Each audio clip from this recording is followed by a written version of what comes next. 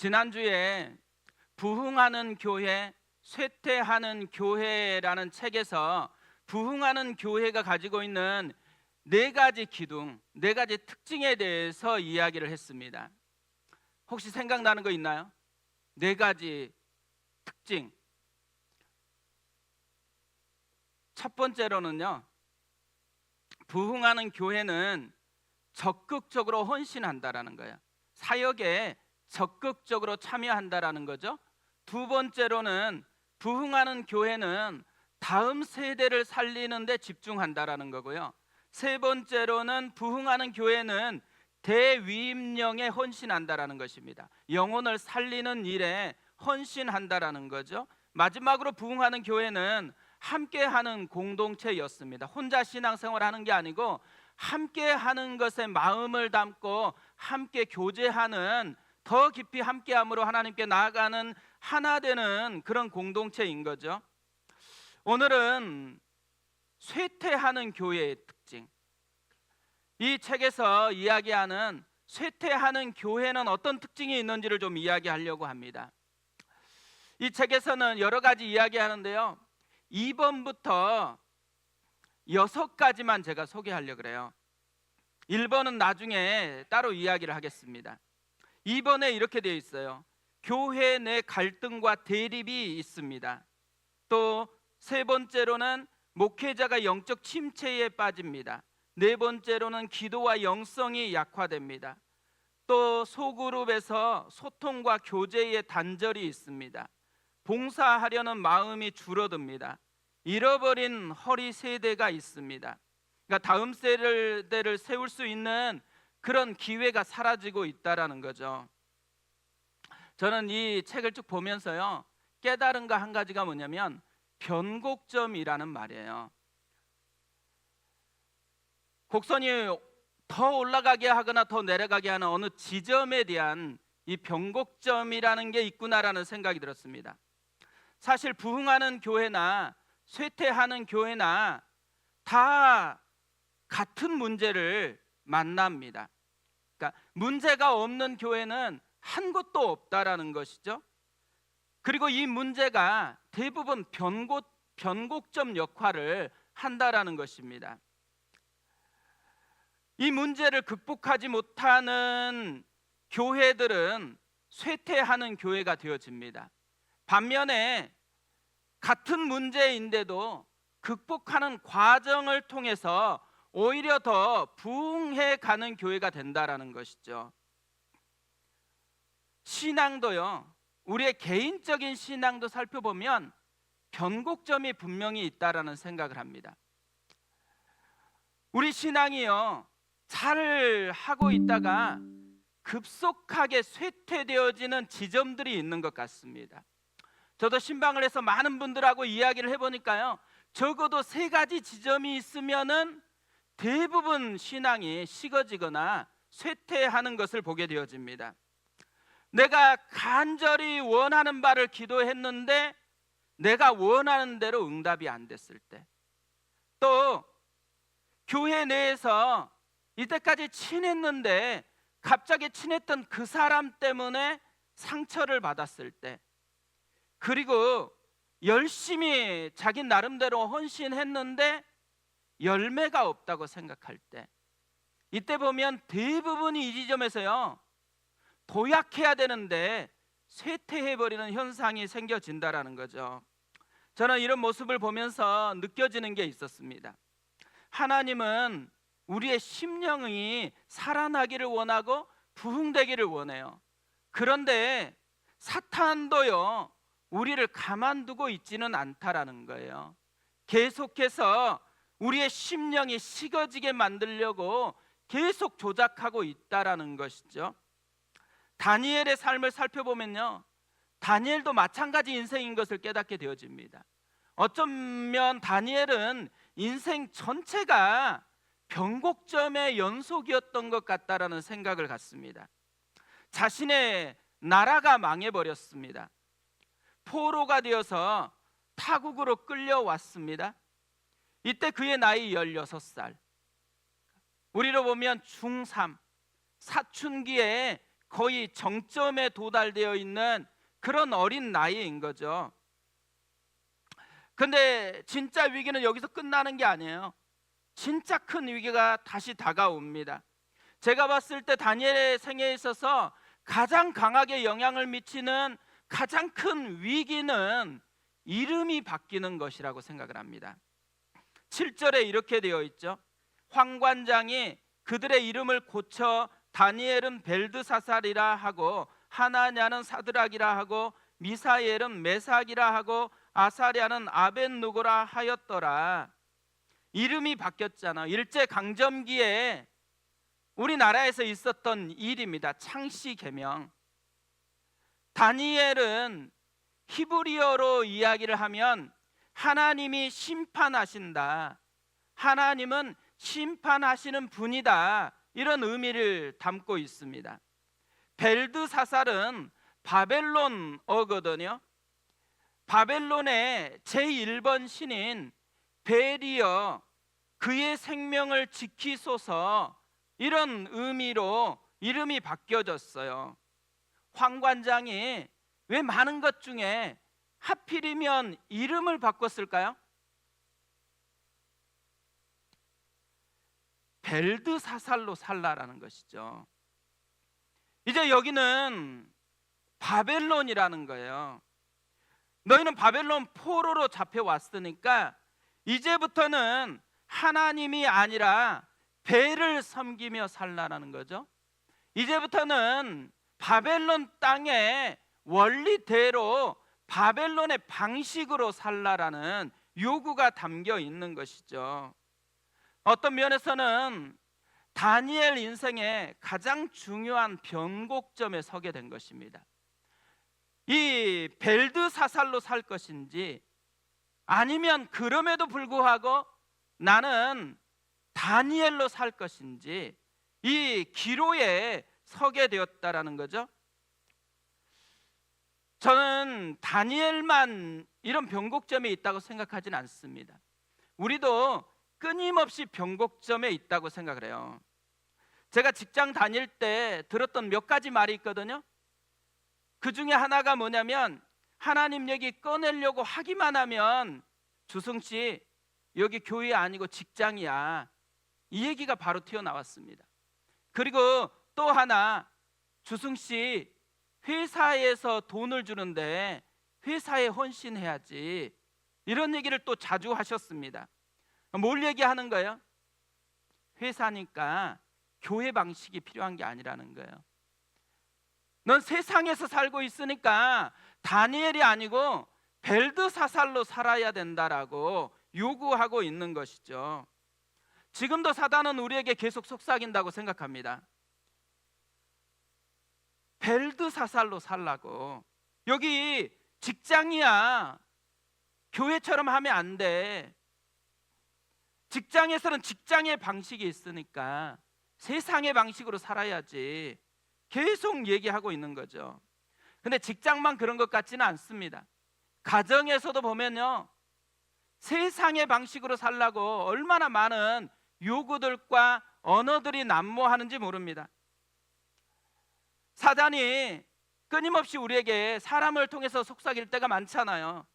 세상의 방식으로 애들을 키워야지, 주일인데 맨날 예배만 드리고 놀고만 있게 하면 언제 공부하냐, 계속 이야기하고 속삭이잖아요. 근데 많은 크리스찬 부모들이 실제로 아이들에게 주일 되면 빨리 예배 드리고 학원 가라고 얘기합니다. 그러니까 예배 해치우고 빨리 세상의 방식을 배우고 세상의 방식으로 살라고, 부모들이, 크리스찬 부모들이 자기 자녀에게 너 다니엘 아니야, 너 세상에서는 벨드사살로 살아야지, 뭐 하고 있어, 계속해서 강요하고 있다라는 것이죠. 우리가 우리 아이들에게 너 다니엘이야, 너 그러니까 예배자가 돼야지, 너 다니엘이야, 그러니까 너 말씀 붙들고 살아야지, 너 말씀도 안 보고 어떻게 그렇게 살아갈 수 있어?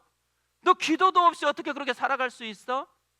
그렇게 자녀에게 이야기하면서 우리가 자녀를 키우고 있나요? 많은 경우는 그렇지 않는 경우가 굉장히 많다라는 거죠. 이름이 이렇게 바뀌었어요. 다니엘은 어떻게 살았을까요? 세상은 다니엘에게 무엇을 요구했을 것 같으세요? 느부갓네살 왕은 다니엘을 벨드사살로 불렀습니다. 다니엘서 4장 9절에서 이렇게 되어 있어요. 박수장 벨드사살아, 내 안에는 거룩한 신들의 영이 있은즉 어떤 은밀한 것이라도 내게는 어려울 것이 없는 줄을 내가 아노니 내 꿈에 본 환상의 해석을 내게 말하라. 왕은 다니엘에게 벨드사살로 살아가라고 요구한 거예요. 중요한 것은요, 세상이나 누가 나에게 뭘 요구하는 게 아니에요. 나는 어떻게 살아가고 있고 나는 어떻게 반응하느냐인 거죠. 다니엘은 이 이름을 받았을 때 어떻게 반응하며 살았을까요? 다니엘은 벨드사살로 살지 않고 다니엘로 살았습니다. 오늘 말씀 읽었던 8절 9절도 보세요. 7절에 이름이 바뀌었다라고 얘기하고 나서 8절을 이렇게 시작하죠. 다니엘은 뜻을 정하여 왕의 음식과 그가 마시는 포도주로 자기를 더럽히지 아니하리라 하고 자기를 더럽히지 아니하도록 환관장에게 구하니 하나님이 다니엘로 하여금 환관장에게 은혜와 긍휼을 얻게 하신지라. 방금 전에 이름을 바꿨거든요. 그런데 누가 뜻을 정했다라고 이야기를 시작해요. 벨드사살이 아니고 다니엘이 뜻을 정했대요. 환관장은 분명히 다니엘을 벨드사살이라고 불렀습니다.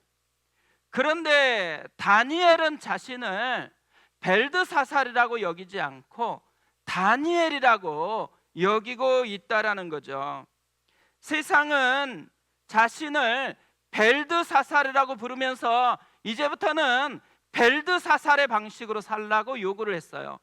그런데 다니엘은 자신은 여전히 다니엘이라고 부르면서 다니엘로서의 삶을 선택하고 있다라는 거죠. 세상에서나 공적으로 다니엘은 벨드사살로 불리워졌습니다.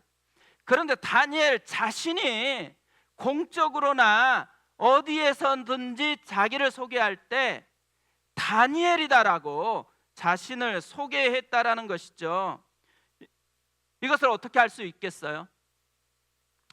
느부갓네살 왕의 아들 벨사살 왕의 왕비가 하는 말을 보면 다니엘이 자기를 뭘로 소개했는지를 알게 되어집니다.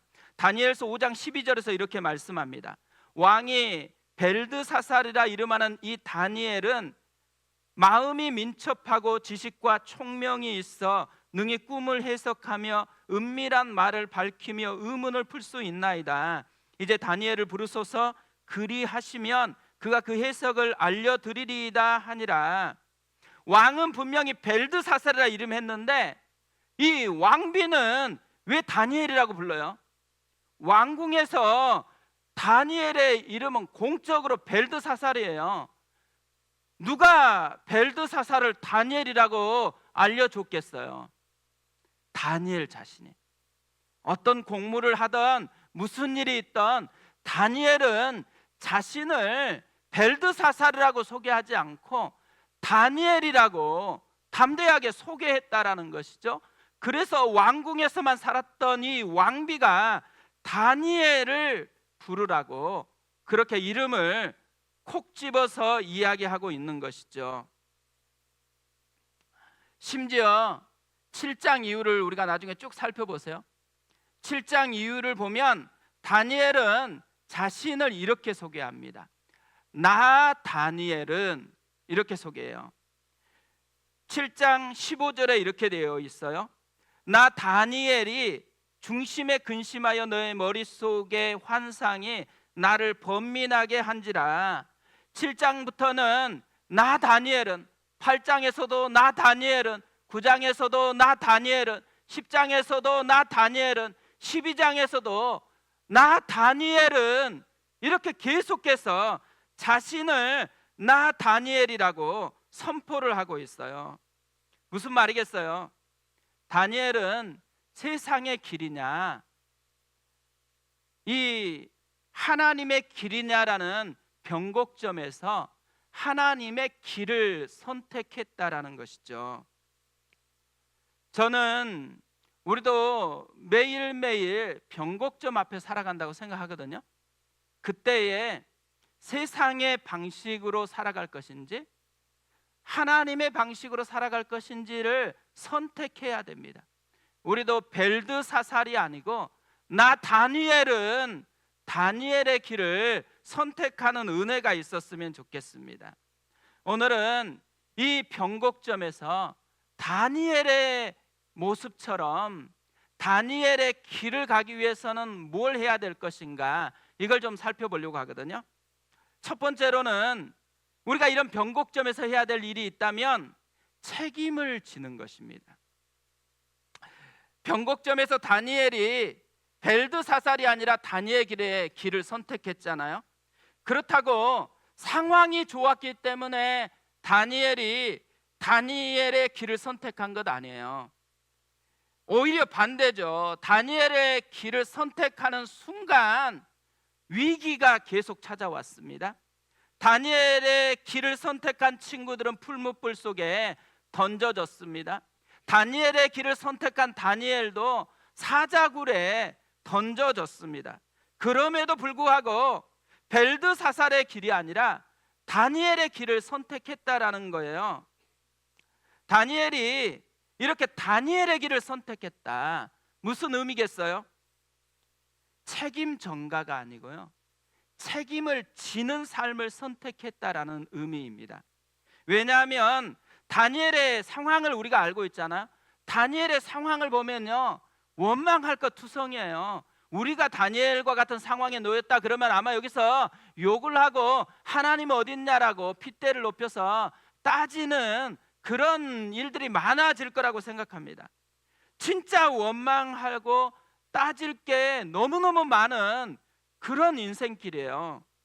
그런데 다니엘은 탓하기보다는 책임을 지는 그 길을 선택했다라는 것이죠. 이 다니엘이 책임지는 길을 선택함으로 인해서 다니엘은 완전히 세상의 다른 친구들과는 다른 삶을 맛보는 그런 인생의 부흥의 변곡점을 경험했다라는 거죠. 저는 다니엘을 이렇게 쭉 묵상하다 보니까요, 다니엘의 인생에 없는 게 하나 있더라고요. 하나 보였어요. 뭐냐면 영적인 침체. 다니엘서 1장에서 12장까지 쭉 살펴보니까요, 침체의 이야기가 없어요. 이렇게 힘든데, 이렇게 계속 긴장 속에 살아가는데 어떻게 침체가 없지? 이 생각이 드는 거예요. 침체가 될 수 있는 상황이 없었던 게 아니고요, 그런 상황은 계속해서 찾아왔는데 다니엘은 탓을 하는 게 아니고 그 상황을 책임지는 것으로 선택을 했다라는 거예요. 이것이 침체 대신에 하나님의 부흥을 그가 맛볼 수 있게 만들었다라는 거죠. 쇠퇴하는 교회의 특징 1번이 있습니다. 1번. 모든 쇠퇴하는 교회의 가장 중요한 특징을 살펴보니까요, 가장 중요한 특징이 책임 전가더라고요. 탓하는 것. 이 시대를 탓하고 사람들을 탓하고 환경을 탓하고 우리는 저 사람 때문에 안 된다고 탓하고, 이런 책임 전가가 쇠퇴하는 신앙의 1번 이유더라고요. 모든 교회는요, 문제가 있어요. 교회는 헌신을 요구하잖아요. 또 교회는 끊임없이 관계적으로 살아가다 보니까 관계적인 갈등이 항상 일어나고 있어요. 그런데 이런 것들이 일어날 때마다 탓을 하고 책임을 전가하면은 신앙이 끝없이 쇠퇴해요.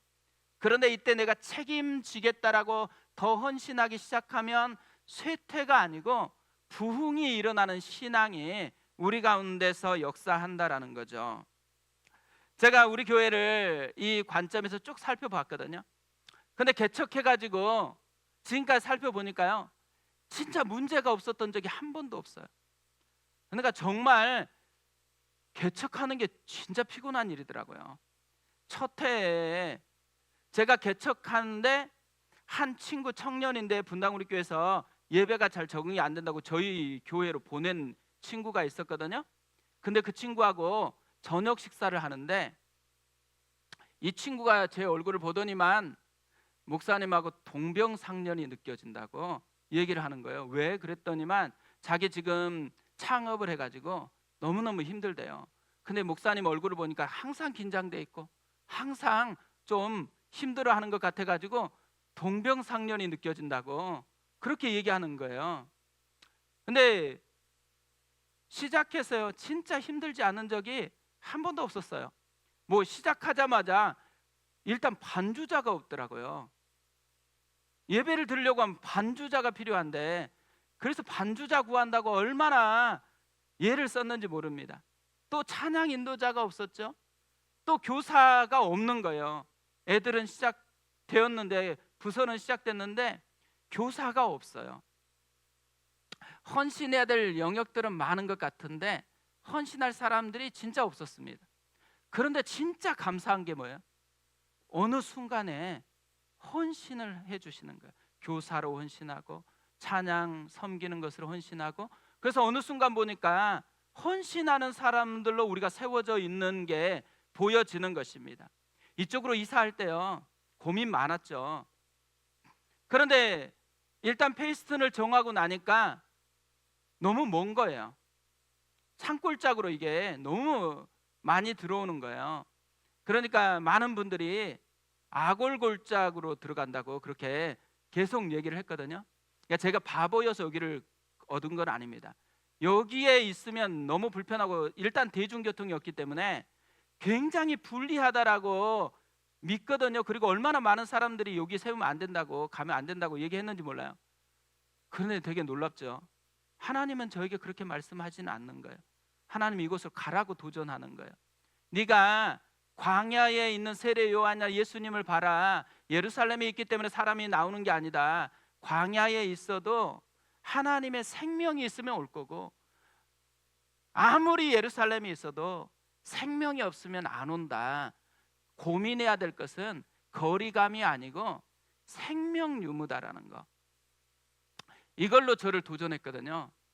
그래서 지금도 약간 불편할 때가 있지만, 그런데 다시 또 고민합니다.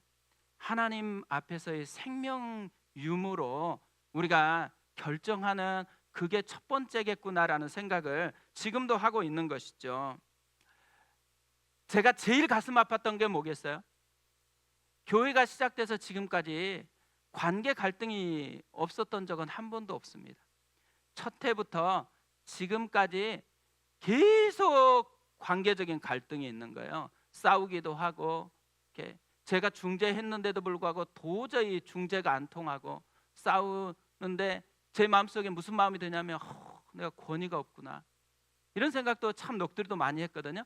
그런데 또 싸우다가 갈등하다가 저한테 하는 제일 쉬우면서 무서운 말이 뭐예요? 떠나겠습니다. 이 얘기를 오는 분마다 해요. 그러니까 얼마나 제가 힘들었는지 몰라요. 지금도 떠난 분들을 계속해서 생각합니다. 근데 가슴이 계속 아려와요. 근데 항상 갈등 없는 관계 공동체 되게 해달라고 기도하거든요. 근데 제가 최근에 기도를 바꾸기로 했습니다. 갈등 없는 공동체는 없는 거더라고요. 갈등이 많이 찾아오도록 앞으로는 구해야 되겠다고 생각했습니다. 그런데 갈등을 어떤 방향으로 가느냐가 그 교회의 수준이다라는 것을 계속 이제 배우고 있는 거예요. 하나님께서 앞으로 우리 교회가 더 건강해지려고 하면 갈등이 없는 게 아니라 갈등을 주님의 이름으로 극복하는 거예요. 저희가 작년에 또 그리고 그 전에도 이 갈등이 있을 때 저만 신방하는 건 아니거든요. 임존사님하고 신방을 하면, 신방을 딱 끝마치면 임존사님이 항상 대부분 하시는 말씀이 있어요. 목사님, 십자가 앞에 죽으라는 건데 죽지는 않고 자꾸 살겠다고 하네요. 갈등 해소의 제일 큰 메시지가 십자가에 죽느냐 그렇지 않느냐더라고요.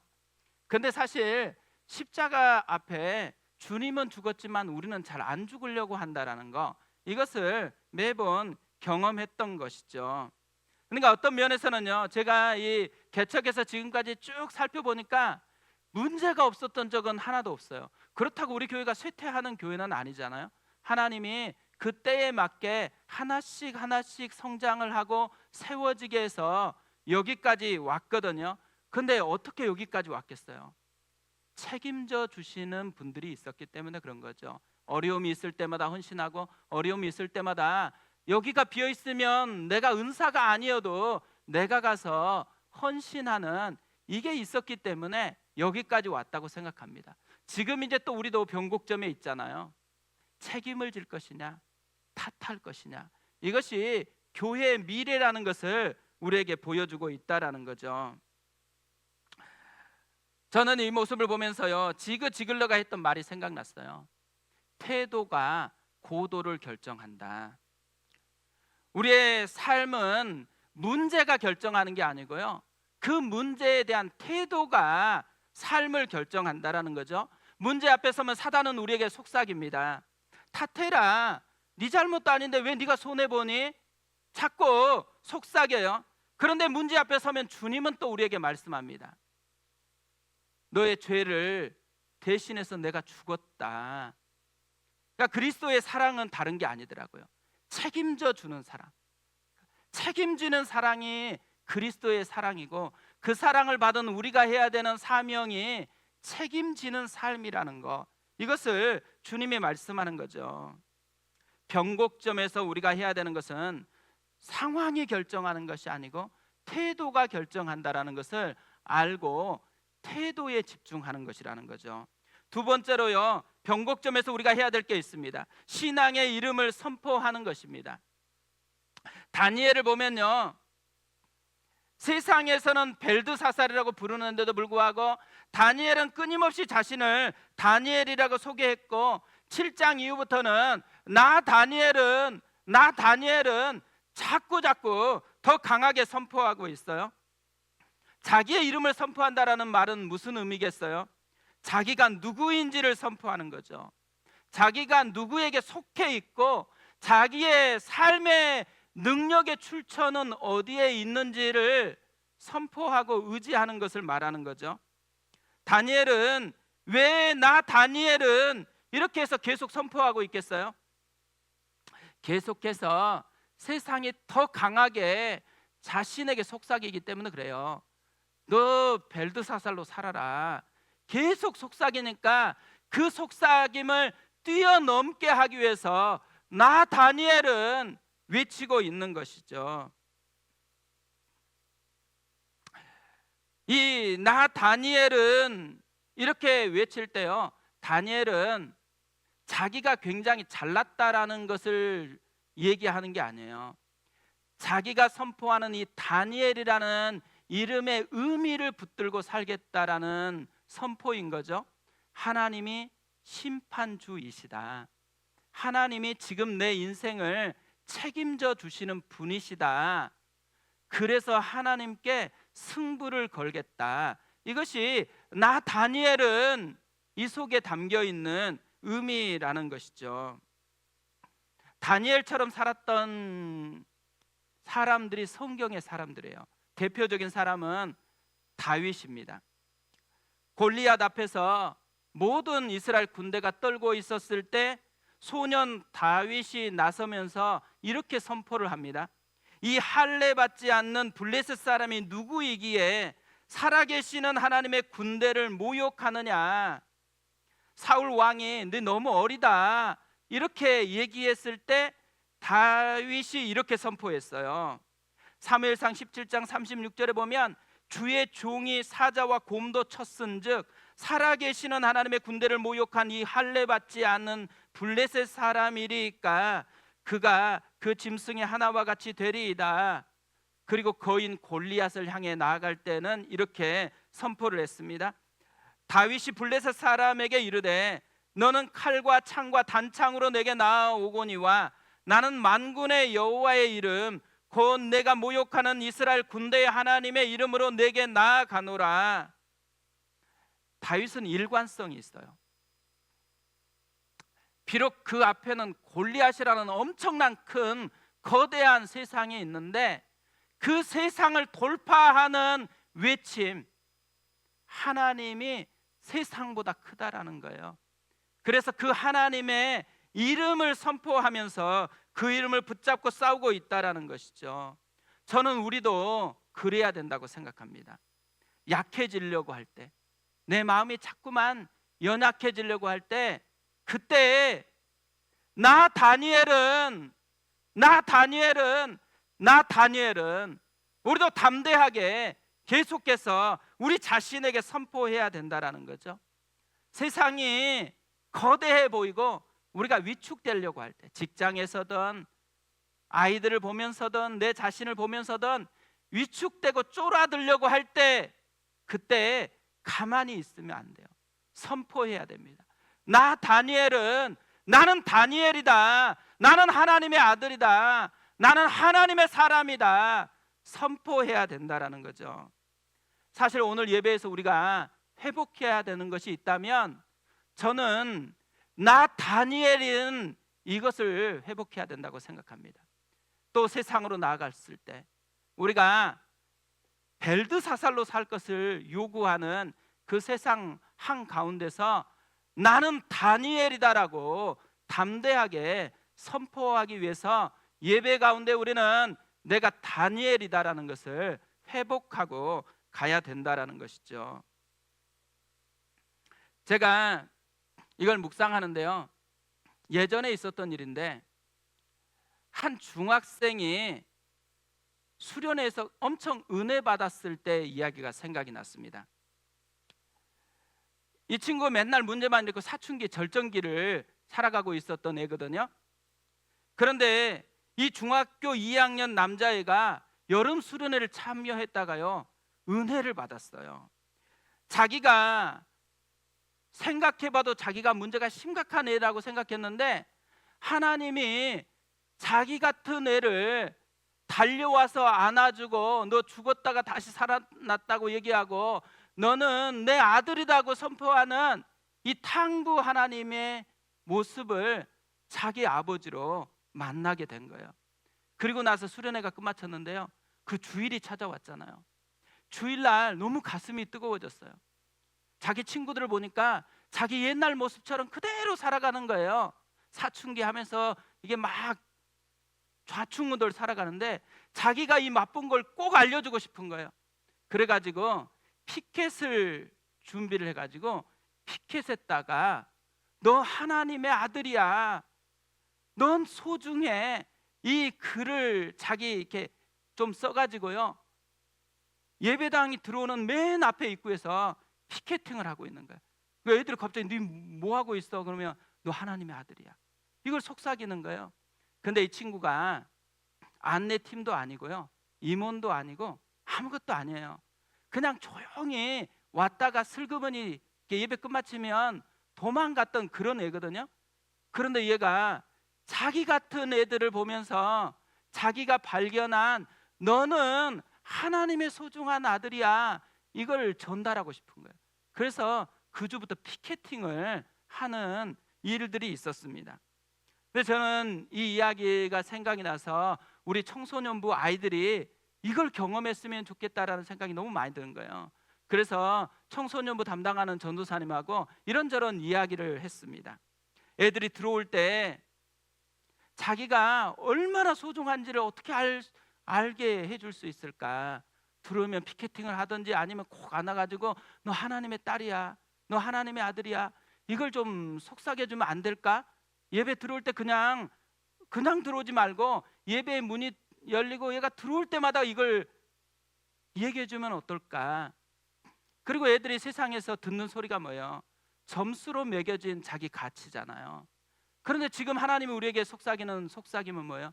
점수가 너의 가치가 아니고 너는 하나님의 아들이야, 하나님의 딸이야, 이 얘기잖아요.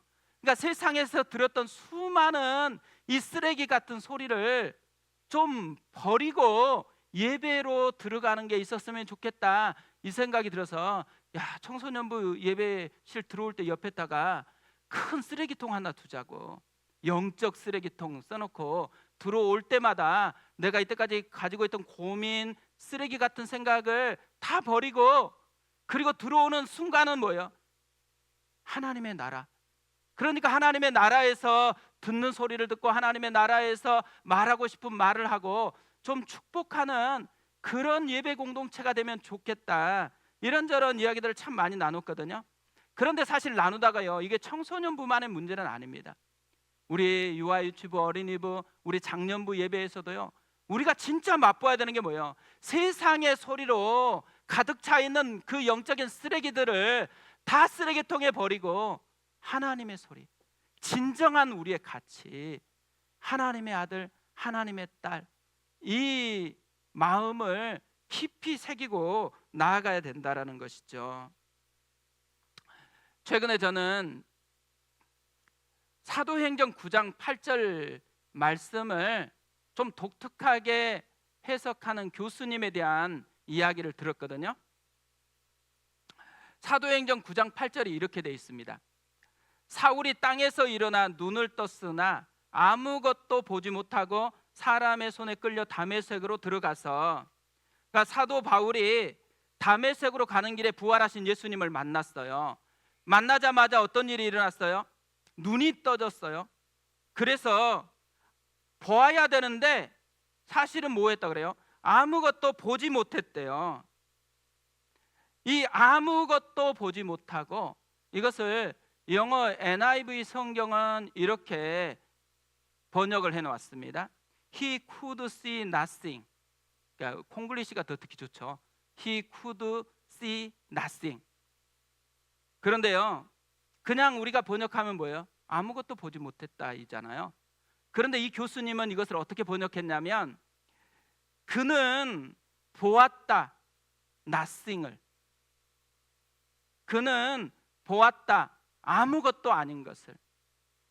바울은요, 인생이 뭐냐면 자기가 nothing이 아니고 될 수만 있으면 something이 되려고 애를 썼어요. 그래서 그 당시에 최고의 학부라고 하는 가말리엘의 문화에 가서 공부를 했습니다. 열심히 공부한 거죠. 그리고 나서는 율법을요 엄청나게 준수하려고 했어요. 너무 과하다가 이 교회 다니는 사람들을 핍박했을 뿐만 아니라 다메섹까지 가서 잡아들이려고 했어요. 뭘 얘기해요? 열심으로 자기의 실력을 증명하려고 애를 썼어요. 그러니까 다메섹에서 예수님을 만나기 전까지 다윗의 인생은 something을 추구하는 인생이었거든요. 그런데 예수님을 만나고 나서 비로소 자기가 nothing이다라는 것을 깨달았어요. 아무것도 아니다라는 거. 그리고 여기에서 위대한 사도의 출발이 일어납니다. 여기에서 부흥을 맛보는 사람의 이야기가 시작되고 세상을 이긴 믿음의 이야기가 여기서 시작된다라는 거죠. 이번 주에 빌립보서 3장 말씀을 새벽 예배 때 살펴보는데요, 이 빌립보서 3장 12절에 이렇게 기록이 되어 있더라고요. 내가 이미 얻었다 함도 아니요 온전히 이루었다 함도 아니라 오직 내가 그리스도 예수께 잡힌 바 된 그것을 잡으려고 달려가노라. 이전에는 자신이 뭔가를 잡아서 증명하는 것에 포커스를 두는 사람이었는데 다윗이 바뀌었어요. 예수께 잡힌 인생이 됐어요. 그리고 그분이 원하는 것을 잡으려고 달려가는 인생이 되었습니다. 저는 오늘 다니엘이 고백하는 것이 이 다윗이 경험한 이야기라고 생각합니다. 다니엘은요, 나 다니엘은 이렇게 외쳤을 때 내가 특별하고 썸씽이 있다라고 외친 거 아니에요. 나는 아무것도 아니고 나는 이 거대한 바벨론 왕궁에서 아무것도 아닌 초라한 존재이지만 난 nothing이지만 하나님은 everything이라는 거예요. 하나님은 심판하신다라고, everything인 하나님을 붙들고 살아가겠다고 선포하고 있는 것이죠. 오늘 이 시대를 살아가면서 우리도 이 다니엘이 가진 지혜를 우리의 것으로 삼았으면 좋겠습니다. 상황이 아니고 태도가 인생을 결정합니다. 또 나 다니엘은 자꾸자꾸 주님의 이름을 선포하고 나승이지만 주님만이 에브리싱이다라고 선포하며 살아가는 그 은혜가 우리 가운데 경험됐으면 좋겠습니다. 우리 그 마음을 가지고 우리 찬양하고 기도하겠습니다. 오늘 찬양은 나의 하나님이라는 찬양입니다. 나의 사랑, 너는 어여쁘고 참 귀하다.